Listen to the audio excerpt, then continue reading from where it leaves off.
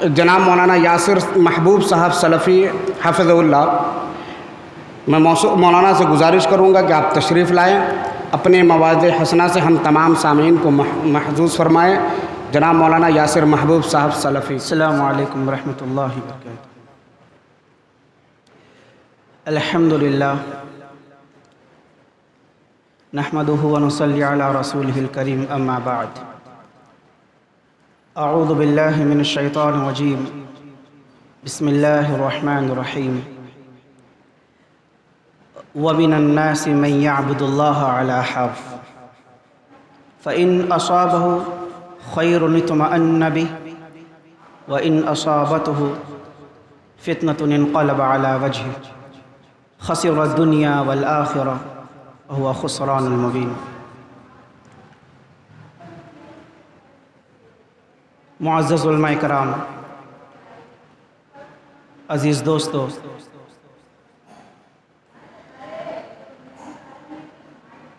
اس دنیا میں اسلام پر عمل کرنے والوں میں بہت سارے ایسے لوگ ہیں جو غلط سوچ لے کر اسلام پر عمل کرتے ہیں، یا غلط تصورات کے ساتھ وہ اسلام پر عمل پیرا ہیں۔ نمازی ہونے کے باوجود، صدقات و خیرات اور عمل صالح کرنے کے باوجود بھی وہ اس غلط تصورات اور غلط سوچ کی وجہ سے ان کا وہ فاسقوں کی فہرست میں، دنیا داروں کی فہرست میں ان کا نام آتا ہے۔ آئیے دیکھتے ہیں کہ آخر وہ غلط سوچ کیا ہے جس پر عمل کرنے کی وجہ سے اسلام کا دعویٰ کرنے کے باوجود ایک انسان اللہ رب العالمین کی نظر میں مردود ہی رہتا ہے۔ 3 سوچ آج کے اس خطبے میں بیان کی جائے گی، آج کے اس تقریر میں۔ پہلی سوچ یہ ہے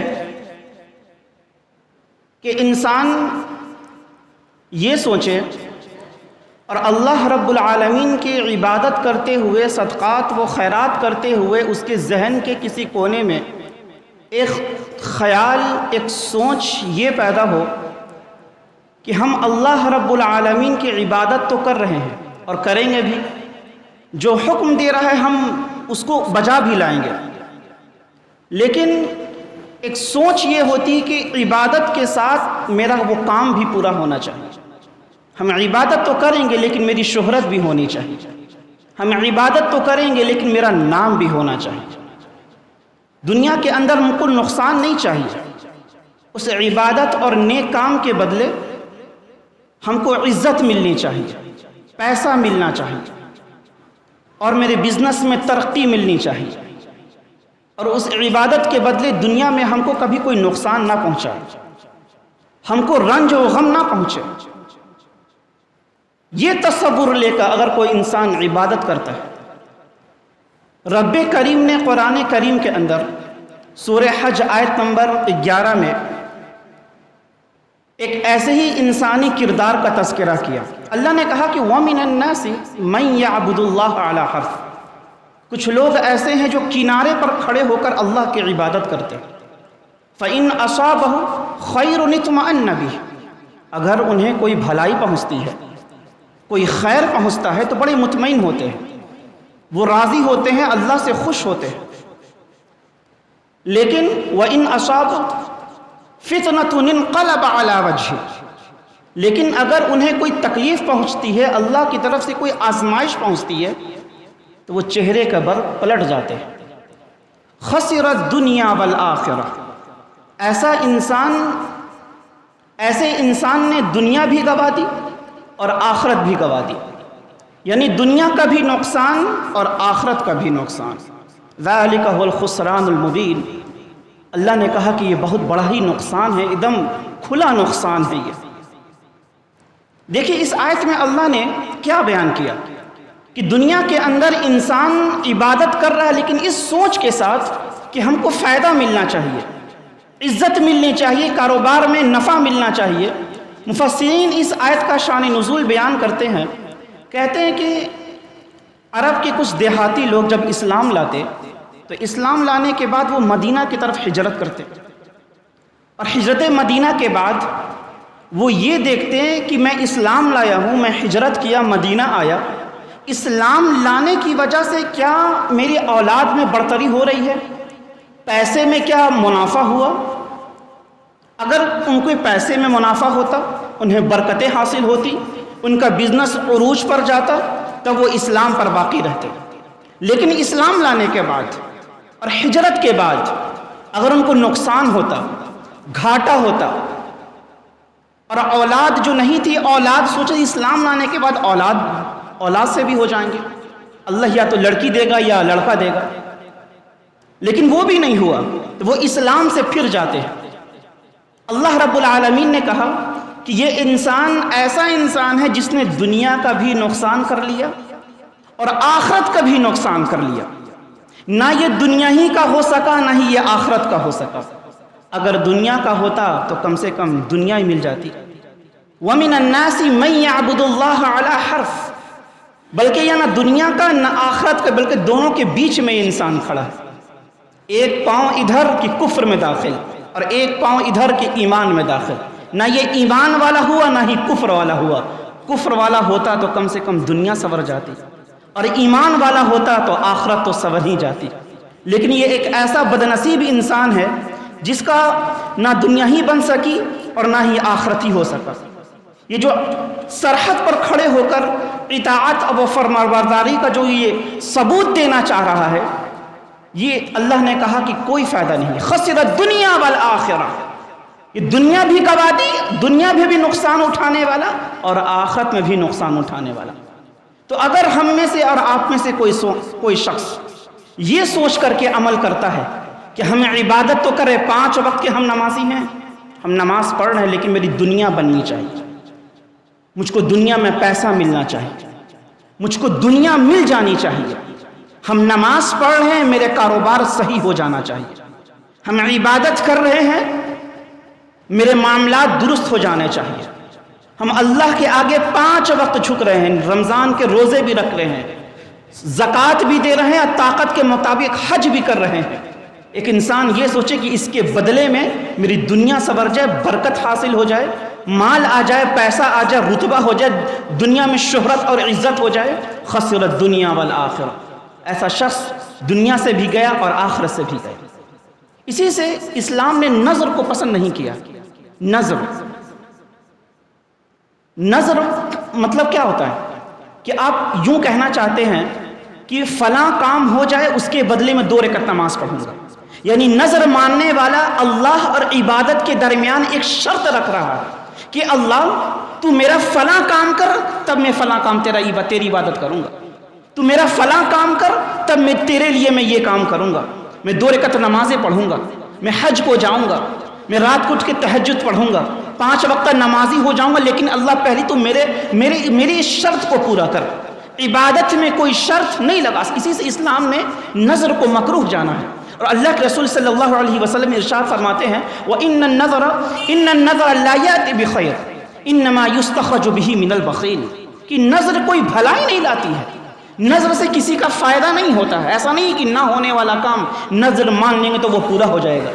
انما یستخرج به من البخیل، نظر تو بس ایک بخیل کے جیب سے پیسہ نکالنے کا ایک بہانہ ہوتا ہے، تو نظر سے کوئی فائدہ نہیں۔ اسی سے اسلام نے نظر کو ٹھیک نہیں مانا، یعنی اللہ اور عبادت کے درمیان آپ نے شرط لگا دیا، یہ کام کر تب میں تیرا کام کروں گا، یہ کام کر تب میں فلاں کام کروں گا۔ تو یہ شرط انسان کو گمراہ کر دے گا، انسان کی عبادات کو خراب کر دے گا۔ اسی سے اللہ رب العالمین نے اس آیت میں اسی چیز کا ذکر کیا کہ آپ شرط نہیں، آپ دنیا میں آئے ہیں اللہ رب العالمین کی عبادت کے لیے۔ یہ اسلام آیا کیوں ہے؟ دنیا میں اللہ نے عبادت کے لیے بھیجا آپ کو۔ یہ اسلام آپ لینے کا سوچ رہے ہیں، لیکن یہاں دینا پڑتا ہے، قربانی دینی پڑتی، اپنی خواہشات کی قربانی، اپنے سکون کی قربانی، اپنے عیش و عشرت کی قربانی، اولاد کی قربانی، یہاں تک کہ جان کی بھی قربانی یہاں دینی پڑتی ہے۔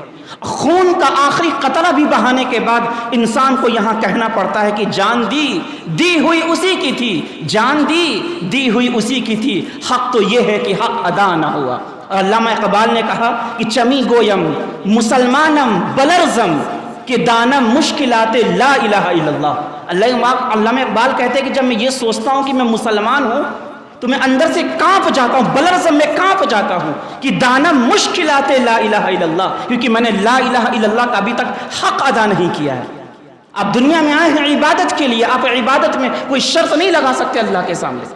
آپ عبادت میں یہ نہیں کہہ سکتے اللہ تو میرا فلاں کام کر، یہ اللہ میں نماز پڑھ رہا ہوں میری دنیا سے بھرنی چاہیے، میں نماز پڑھ رہا ہوں مجھ کو اولاد دے، میں نماز پڑھ رہا ہوں مجھ کو دنیا میں کبھی رنج و غم نہیں ملنا چاہیے، یہ شرط آپ نہیں لگا سکتے۔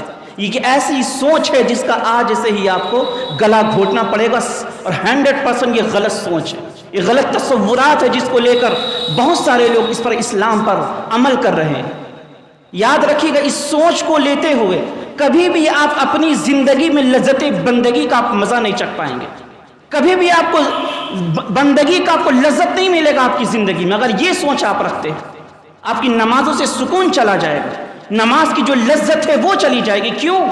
کیونکہ ایسا انسان اسلام کے لیے نہیں عمل کر رہا ہے، بلکہ ایسا انسان اسلام پر دنیا کے لیے عمل پہ رہا ہے۔ میں نماز پڑھوں گا لیکن میری دنیا سنور جائے، میں نماز پڑھوں گا صدقات، نماز پڑھوں گا لیکن مجھ کو مال ملنا چاہیے، یہ غلط سوچ ہے۔ اس سوچ کا آج سے ہی آپ گلا گھونٹیں۔ اسی طرح دوسری سوچ ہے جس پر ہم میں سے بہت سارے لوگ اس پر عمل کر رہے ہیں، وہ ہے ناقص دین پر عمل کرنا، دین کے کچھ حصے کو ماننا اور دین کے کچھ حصے کو چھوڑ دینا۔ اور دین کا کچھ حصہ چھوڑنا دو وجہ سے۔ پہلی وجہ یہ ہے کہ وہ کام میرے لیول کا نہیں ہے، میرے معیار کا وہ کام نہیں ہے، میں وہ کام کروں گا، میں غریب کو پیسے دے دوں گا، لیکن غریب کی جا کر کے مدد کرنا یہ میرے شعار کے خلاف ہے، یہ میرے اسٹیٹس کے خلاف ہے، یہ میرے معیار کے مطابق نہیں ہے کہ میں کسی غریب کے ساتھ بیٹھ کر کھانا کھاؤں، یا پھر چھوٹی سے چھوٹی بڑی سی بڑی مثال اسی پر قیاس کر لی جائے۔ اور دوسری چیز جو انسان ناقص عمل کرتا ہے اسلام پر، سب سے بنیادی چیز ہے کہ لوگ کیا کہیں گے۔ میں ایسا کام کر رہا ہوں نا، لوگ کیا کہیں گے، میں یہ کام کر دیا لوگ کیا کہیں گے۔ اور لوگ کیا کہیں گے بھی دو طبقہ ہے، اس چیز کو بھی یاد رکھیے گا۔ ایک پڑھے لکھوں کا طبقہ ہے جو قرآن حدیث کا علم رکھتے ہیں، اور ایک جوہلا کا طبقہ ہے، جاہلوں کا طبقہ۔ ایک وہ طبقہ جو پڑھے لکھے لوگ ہیں، حدیث کا علم ہے ان کو، وہ جانتے ہیں کہ یہ کام جو میں کروں گا یہ یہود و نصارہ کے نقش قدم پر چلنے کا، عوام الناس میں نہیں کر رہا ہے۔ پڑھے لکھے لوگ قرآن کا حدیث کا علم رکھنے والے گھر میں بیٹھ کر چوری چھپے سے میوزک کے ساتھ، ڈانس کے ساتھ اور فحاشی کے ساتھ وہ کام کرتے ہیں۔ اگر یہ بات باہر چل گئی تو لوگ کیا کہیں گے، پہلی چیز۔ اور دوسری چیز یہ ہے کہ ایک انسان ہے حق کی دعوت دے رہا ہے، لیکن وہ حق کی پوری بات نہیں بتا رہا ہے کہ لوگ کیا کہیں گے۔ اللہ رب العالمین نے کہا کہ یا ایھا الذین آمنوا ادخلوا فی السلم کافہ، اے ایمان والو اسلام کے اندر مکمل طور سے پورے کے پورے داخل ہو۔ یہ نہیں کہا اسلام نے اے ایمان والو اسلام کے اندر اپنے مرضی کے مطابق داخل ہو جاؤ، اے ایمان والو اسلام کے اندر جتنی تم چاہت رکھتے ہو وہ ویسے داخل ہو جاؤ، اے ایمان والو اسلام کے اندر ویسے داخل ہو جیسے تمہاری خواہشات ہے، تمہاری بے عزتی نہ ہو، تمہاری تحقیر و تذلیل نہ ہو، اس طرح اسلام میں داخل ہوئی۔ اسلام نے، قرآن نے یہ بات نہیں کہی، قرآن نے کہا کہ یا ایھا الذین آمنوا ادخلوا فی السلم کافہ، کہ مکمل پورے طور سے اسلام میں داخل ہو جاؤ۔ ناقص اسلام، ادھورا اسلام لے کر اگر آپ دین میں داخل ہوں گے کہ لوگ کیا کہیں گے، ذرا دیکھیں کہ لوگ کیا کہیں گے۔ اس کی ایک مثال لے لیجئے، اللہ کے رسول صلی اللہ علیہ وسلم کے چچا ابو طالب جو تھے، جان و مال سے مدد کیا اپنے بھتیجے کی، اسلام نہیں لائے۔ آخری وقت ہے، اللہ کے رسول صلی اللہ علیہ وسلم نے کہا کہ چچا کلمہ پڑھ دیجئے، ایک بار بس کلمہ پڑھ دیجئے۔ پڑھنا چاہتے تھے کہ نہیں چاہتے تھے اللہ عالم، لیکن ان کی زبان سے کیا بات نکلی، بھتیجے میں پڑھ تو دوں گا لیکن لوگ کیا کہیں گے۔ دیکھو ابو طالب کو دیکھو، آخری وقت میں آ کے اپنے باپ دادا کے دین کو چھوڑ دیا، لوگ کیا کہیں گے۔ لوگوں کے چکر میں آ کر وہ ناقص اسلام کے اندر داخل نہ ہو سکے، ان کا انجام ہم بھی جانتے ہیں اور آپ بھی جانتے ہیں، مشہور حدیث ہے۔ لوگ کیا کہیں گے۔ اللہ کے رسول صلی اللہ علیہ وسلم جب کسی سے عہد لیتے، کوئی انسان آتا کہ اللہ کے رسول میں اسلام لانا چاہتا ہوں، قبول کرنا چاہتا ہوں، تو اللہ کے رسول صلی اللہ علیہ وسلم ان سے کچھ معاہدہ کرتے، کچھ وعدے لیتے. ان میں سے ایک وعدہ یہ بھی تھا کہ نقول بالحق حیثما کن، تم یہ عہد کرو، یہ پیمانہ، یہ وعدہ کرو مجھ سے کہ نقول حیثما کن، تم جہاں کہیں بھی رہو گے حق بات کہو گے. لوگوں کے ڈر سے، لوگوں کے خوف سے مسلح چھن جائے گا، امامت چھین جائے گی، اقتدار چھن جائے گا، محلے والے بھگا دیں گے، پڑوسی والے کیا کہیں گے، ہمارے چچا کیا کہیں گے، ہمارے ابا کیا کہیں گے، ہمارے بھائی کیا کہیں گے، محلے والے کیا کہیں گے. لوگوں کے ڈر سے حق بات کہنے سے ڈرنا نہیں، حق بات کہو.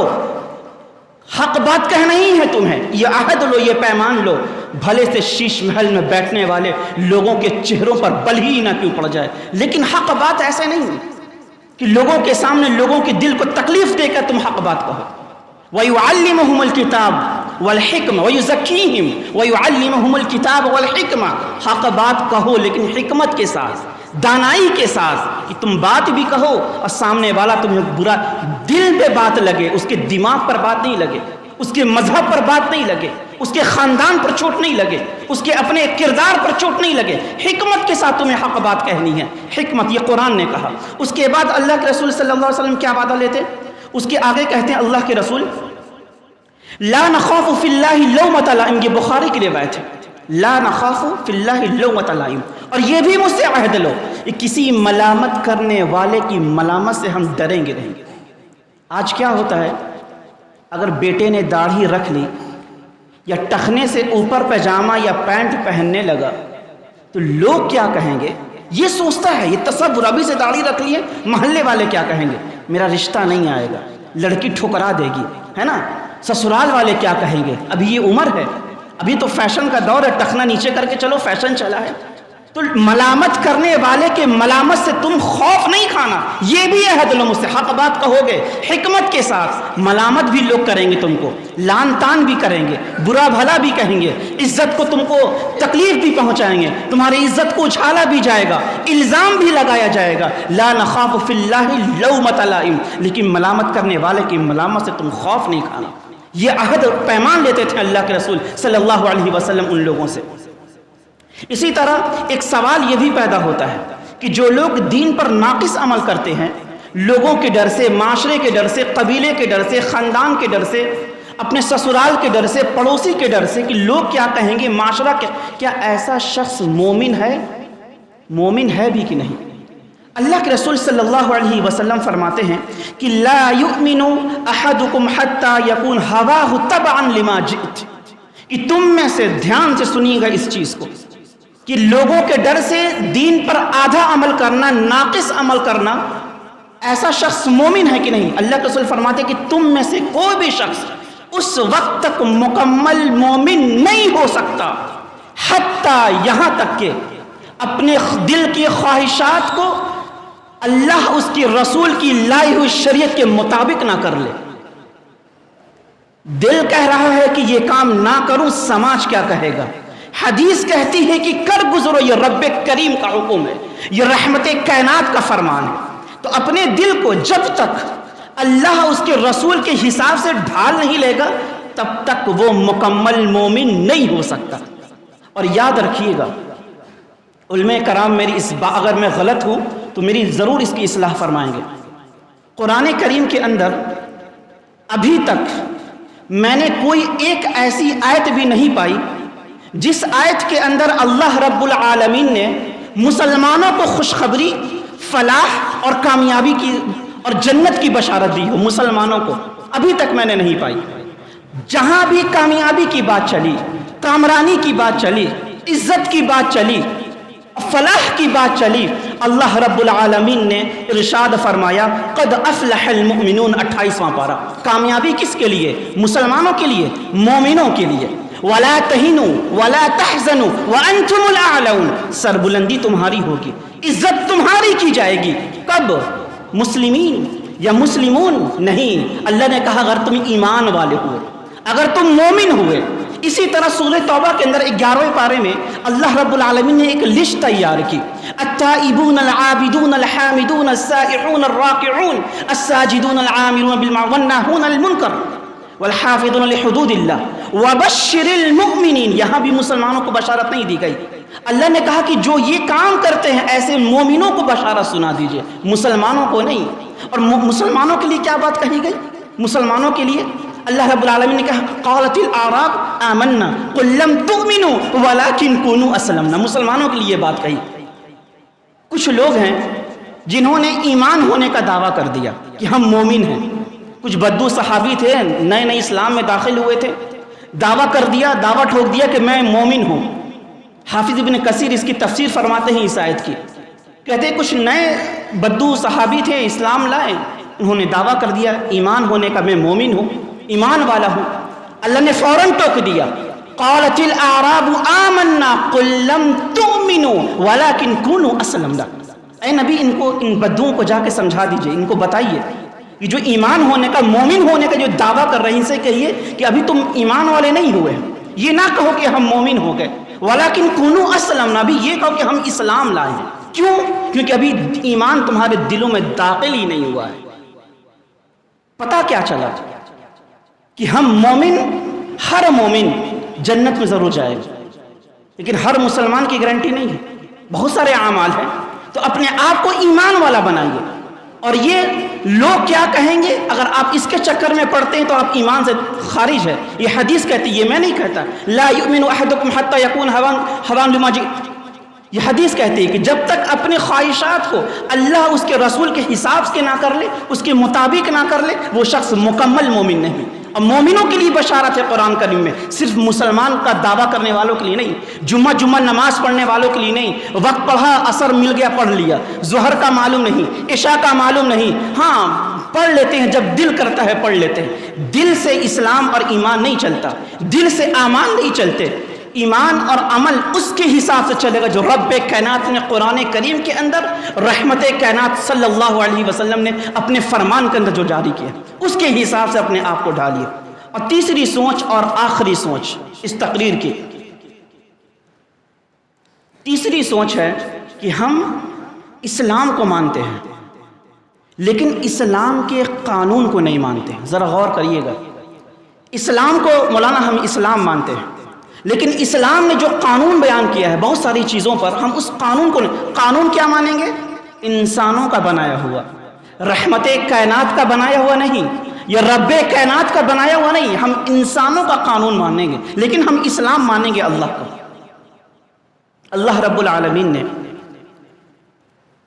सूरह माइदा के अंदर 44, 45 और 47 में अल्लाह ने कहा वमन लम यहकुम बिमा अंज़लल्लाह फ़उलाइका हुमुल काफ़िरून वमन लम यहकुम बिमा अंज़लल्लाह फ़उलाइका हुमुल फ़ासिक़ून वमन लम यहकुम बिमा अंज़लल्लाह फ़उलाइका हुमुज़ ज़ालिमून। जो अल्लाह उसके रसूल की लाई हुई शरीयत के मुताबिक या उसके कानून को ना माने वो काफिर है, वो जालिम है और वो फासिक है। जो उसके हिसाब से शरीयत को ना माने, अपना चला लिया अपना कानून, उसकी मर्जी को, रब के मर्जी को नहीं मानता, उसके बताए हुए हुक्म को नहीं मानता, उसके हिसाब से लोगों के दरमियान अगर फैसला नहीं करता, उसके हिसाब से अगर फैसला नहीं करता, लेने का वो फासिक है। इसको मिसाल के ज़रिए से समझते हैं। समझ लीजिए कि मैं यासिर महबूब, मैं इंतकाल कर गया और मेरा एक बेटा भी है और मेरा पोता भी है। तो इस्लाम का कानून कहता है कि मेरा जो हिस्सा होगा, मेरे जो भी प्रॉपर्टी होगी, जायदाद होगा, उसमें से सिर्फ मेरा बेटा हिस्सा पाएगा, पोते का कोई पोता हिस्सा नहीं पाएगा। ये इस्लाम का कानून है। मेरे इंतकाल के बाद बेटा जिंदा है, पोते का मेरे माल में से कुछ हिस्सा नहीं, ये इस्लाम कहता है। और दुनिया का कानून कहता है कि दादा की विरासत में से बेटा भी पाएगा, उसका पोता भी पाएगा। अब दुनिया का कोई पोता उठता है कि हम इस्लाम को मानते हैं, कानून को नहीं मानते। दुनिया का कोई पोता उठ करके जा करके इंसान के बनाए हुए कानून पर जा करके उसने दर्ज कर दिया अपना केस, और उस कानून की तरफ से, इस्लाम इंसान के बनाए हुए कानून की तरफ से अगर दादा के हिस्से में से उसको 1 रुपया भी मिल गया, याद रखिए उसके पेट में जाने वाला वो 1 रुपया भी वो अजाब है, वो हराम है उसके अंदर वो पैसा। दूसरी मिसाल, कोई औरत है, उसको 3 तलाक दे दिया गया, اب وہ شوہر سے جدا ہو گئی، اب شوہر کے اوپر اس عورت کے لیے کوئی خرچہ نہیں ہے، یہ اسلام کا قانون ہے، کوئی خرچہ نہیں دے گا شوہر 3 طلاق ہونے کے بعد اپنے بیوی کو، لیکن دنیا کا قانون کہتا ہے کہ وہ شوہر ہر مہینے اپنے اس بیوہ طلاق شدہ بیوی کو ہر مہینے ماہانہ خرچ دے گا۔ اب کوئی عورت اٹھتی ہے جا کر کے انسان کے قانون کو اپناتی ہے اور شوہر کے ذریعے سے ماہانہ خرچ لیتی ہے، جتنا خرچ لیتی ہے وہ اس کے لیے حرام ہے، اس کے پیٹ میں جانے والے ایک روپیہ وہ جو ہے وہ حرام کا جا رہا ہے۔ اسی سے اللہ، یہ تو منافقوں کی صفت اللہ نے بیان کی ہے کہ انسان کے قانون کو، اسلام کو ماننا اور اسلام کے قانون کو نہ ماننا یہ منافقوں کی نشانی ہے، علامت۔ اللہ نے کہا کہ وَإِذَا دُعُوا إِلَى اللَّهِ وَرَسُولِهِ لِيَحْكُمَ بَيْنَهُمْ إِذَا فَرِيقٌ مِّنْهُمْ مُعْرِضُونَ، جب ان سے کہا جاتا کہ آؤ تمہارے درمیان اللہ اس کے رسول فیصلہ فرما دے، رسول فیصلہ فرما دے تمہارے درمیان، تو وہ پھر جاتے ہیں، ایک گروہ منہ موڑ کے چلا جاتا ہے کہ نہیں، ہم کو قانون نہیں چاہیے، محمد کا قانون نہیں چاہیے، اسلام کا قانون نہیں چاہیے۔ اللہ نے یہ منافقوں کی صفت بیان کی ہے، یہ منافقوں نے یہ آیت نازل کی۔ ہاں، اگر ان کے فیور میں وہ بات کی جاتی ہے تو بڑے ہنسی خوشی راضی خوشی وہ چلے آتے ہیں، ہاں بھائی ہاں میرے لیے بات کر دو، میرے لیے بات کر دو۔ اور مومن کا کیا معاملہ ہے؟ یا مومن بھی ایسا ہوتا ہے کہ اسلام کو مانے، اسلام کے قانون کو نہ مانے؟ مومن کے لیے اللہ نے کہا کہ انما کان قول المؤمنین اذا دعوا الى اللہ ورسولہ لیحکم بینہم ان یقولوا سمعنا واطعنا۔ اگر مومن سے کہا جاتا کہ آؤ تمہارے درمیان فیصلہ کر دیا جائے تو وہ سمعنا واطعنا، وہ چوں چرا نہیں کرتے ہیں، وہ آواز بلند نہیں کرتے ہیں کہ ہم کو اسلام چاہیے، اسلام کا قانون نہیں چاہیے، وہ نہیں کہتے، سمعنا واطعنا، وہ سنتے ہیں اور اطاعت کر لیتے ہیں۔ تو آج کی اس تقریر میں 3 سوچ کا ہم نے رد کیا کہ 3 ایسے سوچ جس کی وجہ سے، جس کو رکھ کر کے اگر ہم عمل کرتے ہیں تو اللہ رب العالمین کے ہاں ہم مردود ہیں، ہمارا عمل مردود ہے۔ پہلی سوچ یہ کہ ہم عبادت کے ساتھ شرط لگائیں، عبادت کے ساتھ ہم شرط لگائیں کہ اللہ ہم کو دنیا ملنی چاہیے، ہم نمازی بنیں گے لیکن ہم کو شہرت ہونی چاہیے، ہم نمازی بنیں گے لیکن دولت ملنی چاہیے، ہم نمازی بنیں گے لیکن ہم کو رنج و غم نہیں ملنا چاہیے، تب ہم نمازی بنیں گے۔ یا پھر نمازی بننے کے بعد اللہ ہم نے نماز پڑھی ہے، اس نماز کے ذریعے سے میرا یہ دور کر دے۔ دوسری سوچ ہم نے یہ ذکر کی، اسلام میں آدھا اسلام اپنانا اور آدھا چھوڑ دینا، ناقص عمل کرنا، اسلام میں پورے کے پورے داخل ہو جائے۔ یہ ناقص عمل بھی 2 وجہ میں نے بیان کی۔ ایک سب سے بڑی وجہ کہ لوگ کیا کہیں گے، لوگ کیا کہیں گے یعنی وہ اپنے دل کے خواہشات کے حساب سے چل رہا ہے، وہ دین پر اسلام کے لیے نہیں ہے بلکہ دنیا کے لیے وہ عمل کر رہا ہے کہ لوگ کیا کہیں گے۔ اور تیسری سوچ کہ اسلام کو تو مانیں گے لیکن اسلام کے قانون کو نہیں مانیں گے۔ مومن کا معاملہ یہ ہے کہ اللہ رب العالمین یا اللہ کے رسول صلی اللہ علیہ وسلم کوئی حکم دیتے ہیں یا کوئی چیز ان کے سامنے پڑھی جاتی ہے یا علماء کرام بیان کرتے ہیں، وہ چوں چرا نہیں کرتے، سمعنا واطعنا کہ کلمات ان کے دل بھی کہتے ہیں اور عمل بھی کہتا ہے۔ اللہ رب العالمین سے دعا ہے کہ اللہ رب العالمین ہم کو اور آپ کو کہنے سننے سے زیادہ عمل کرنے کی توفیق عطا فرمائیں۔ اور ہمارے جو صدر محترم آج غیر موجود ہیں، ان کی حاضری ہونی تھی لیکن طبیعت نحیف و زار ہے، آپ تمام میرے استاد محترم کے لیے دعائیں کریں کہ اللہ رب العالمین ان کے جسم سے ان کی بیماری کو اتنی دور کر دے جتنی دوری زمین و آسمان کے درمیان ہے، اور ان کو مکمل شفاء کاملہ عاجلہ عطا فرمائیں، آمین۔ وآخر دعوانا الحمد للہ رب العالمین۔